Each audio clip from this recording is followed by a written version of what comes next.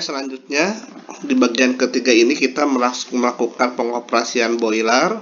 Jadi tahapan pengoperasian boiler itu yang pertama itu adalah purging, ya. Purging itu adalah proses pembilasan, jadi mendorong dengan laluan udara gas-gas yang tersisa hasil pembakaran di boiler, ya. Yang sebelumnya tadi kita sudah mengoperasikan ID fan untuk sisi hisapnya, kemudian FD fan untuk yang mendorongnya.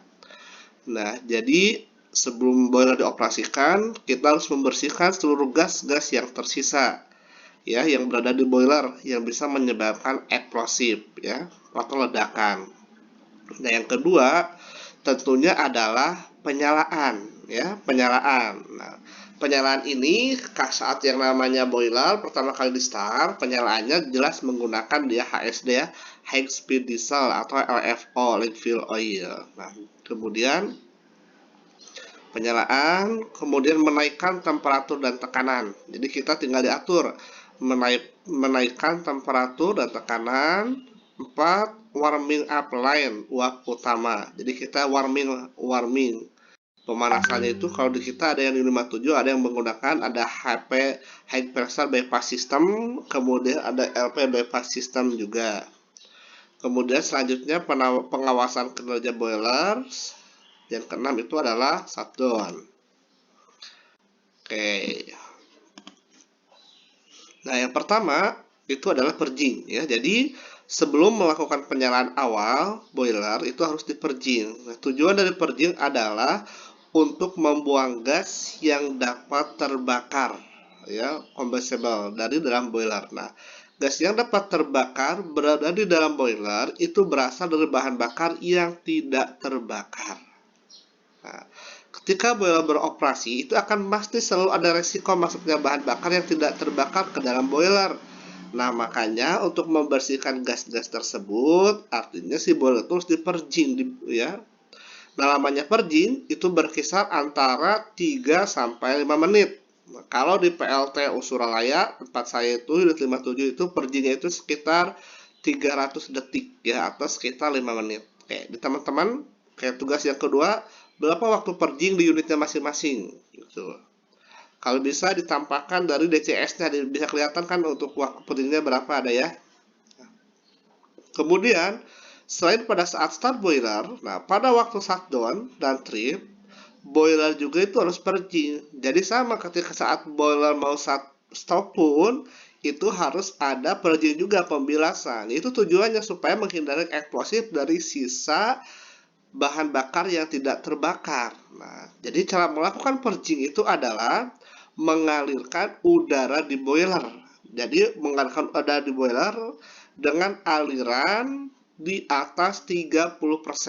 Airflow-nya itu di atas 30%. Dan membuka semua damper laluan udara dan gas. Jadi boiler itu kan memiliki laluan udara, laluan gas. Nah, damper-dampernya itu yakinkan dia posisi open semuanya. Dan ini juga akan menjadi sebuah permisif atau syarat. Sebelum purging itu bisa dilakukan kalau laluan gas udara itu buka semuanya. Tapi kalau misalkan nggak buka, itu nggak bisa purging itu berjalan. Nah, selanjutnya, nah ini purging. Jadi ini beberapa persyaratan umum yang harus dipenuhi sebelum boiler di-purging. Nah, jadi aliran udara di atas 30%, ya. Aliran udara di atas 30%. Jadi untuk mengatur udara 30% itu bagaimana, ya? Kita tinggal mengatur dari damper dari inlet FD fan-nya, closed draft fan-nya, kita yang mengaturnya. Kemudian katup trip, penutup cepat bahan bakar tertutup. Jadi katup trip ini trip valve, ya, artinya itu ketika ada ketika terjadi trip boiler, otomatis dia akan menutup sampai bahan bakar biasanya. Kemudian semua damper udara dan gas itu terbuka, ya. Kemudian level air di dalam di atas minimum, ya. Minimumnya kan dia tripnya di minus 250, ya, minus 100, biasa minus 40 itu bisa. Nah, kemudian tidak ada nyala api di ruang bakar. Nah, nyala api di ruang bakar itu bisa dideteksi dengan flame detector ya. Jadi kalau misalkan dia ada indikasi sinyal flame deteksi, ya otomatis dia ada penyalaan, purging tidak bisa dilakukan. Kemudian tekanan ruang bakar atau furnace pressure itu sudah sesuai. Nah, artinya tuh furnace pressure-nya itu kalau ballast drive ditekan tempat Suralaya 57 itu di minus 12 ya. Minus 12. Nah, setelah purging selesai, penyalaan itu harus selalu segera dilakukan. Nah, hal ini untuk mencegah masuknya gas yang dapat terbakar di dalam boiler. Nah, yang kedua itu adalah penyalaan. Jadi ketika boiler sudah dinyalakan, ketika boiler sudah dipurging, tahap selanjutnya itu adalah proses penyalaan, ya, proses penyalaan. Nah, untuk melakukan penyalaan, maka harus disiapkan. Yang pertama itu adalah bahan bakar untuk penyala gas LPG atau minyak KSD cukup tersedia. Kemudian damper udara dalam posisi untuk penyalaan. Ya. Tekanan uap atau udara untuk atomisasi itu cukup pressure-nya. Jadi elektroda untuk busi dalam keadaan bersih. Nah, kemudian flame detektor terpasang dan standby. Tekanan bahan bakar untuk penyala cukup, kemudian igniter terpasang dan siap. Itu proses penyalaan. Ya. Jadi biasanya ini adalah komunikasi antara teman-teman operator boiler dengan teman-teman operator lokal boiler dengan control room ya.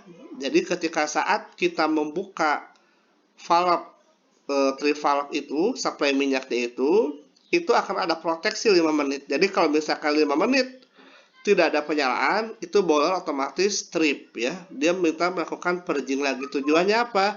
Khawatir ada bahan bakar yang tidak terbakar bercampur dengan udara, itu bisa menyebabkan ledakan. Makanya saat proses startup igniter itu kadang ada bantuan teman-teman listrik. Artinya ada proses penyalaan dibantu dengan portable-nya ya untuk ignitionnya itu sendiri.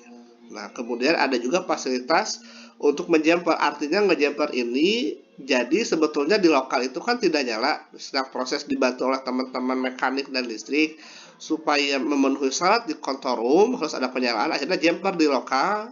Jadi memberikan sinyal ke control room bahwa sudah ada nyala api. Padahal aktual itu belum ada. Jadi ini adalah mensiasati dari teman-teman operator ya. Nah, ini jadi pengoperasian boiler penyalaan. Nah, ini untuk ada level igniternya. Ini layout yang punya Suralaya 57 ya.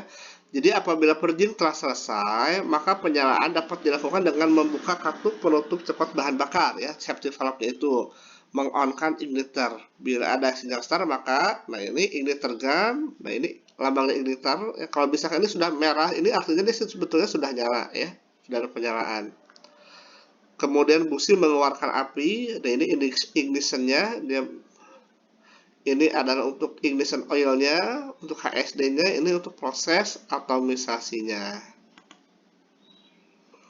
Nah, kemudian setelah kita penyalaan, tentu ketika saat level penyalaan, yakinkan penyalaannya itu di level bawah dulu ya. Supaya kalau level bawah artinya untuk memudahkan kita menjaga dan mengendalikan temperatur dan tekanan ya. Jadi pada saat pembakaran awal, pastikan bahwa pembakaran terjadi dengan baik. Nah, terus indikasinya bagaimana kalau pembakaran terjadi dengan baik? Jadi ketika saat startup boiler, jadi teman-teman itu ada yang di igniternya, kemudian ada juga teman-teman itu yang di ruang intipnya, ya ruang intip itu di area wall blower. Jadi bisa melihat secara aktual bagaimana kondisi penyalaannya apinya itu. Apakah minyaknya terlalu kekecilan atau misalkan minyaknya kebesaran, itu bisa aktual, bisa terlihat. Kalau di control room itu hanya indikasi bahwa api itu nyala atau tidak. Nah, untuk mengatur penyalaan kita berkoordinasi dengan teman-teman lokal boilernya. Nah, jadi bentuk nyala api terus diperhatikan. tidak terlalu panjang atau tidak terlalu lebar yang dapat menyentuh dinding ruang bakar. Nah, proses pemanasan pada boiler harus bertahap dengan kenaikan temperatur uap yang terkontrol, ya. Jadi biasanya itu proses pemanasan, jadi harus terkontrol kenaikan temperaturnya.